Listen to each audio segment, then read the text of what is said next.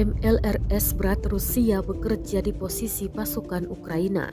Rekamannya dirilis di Telegram resmi Kementerian Pertahanan Rusia pada Jumat 11 November 2022. Dalam keterangan unggahan disebutkan pasukan Rusia melepaskan rentetan roket 220 mm pada posisi angkatan bersenjata Ukraina.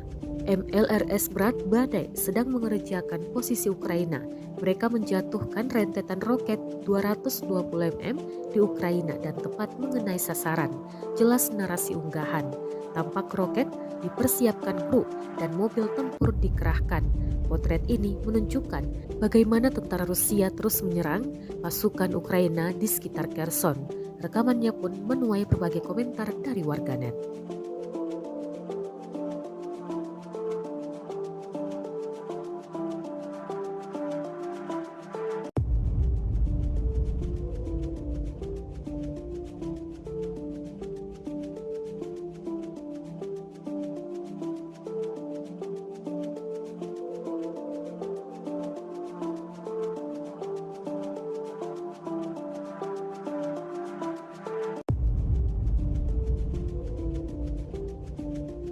Terima kasih sudah nonton.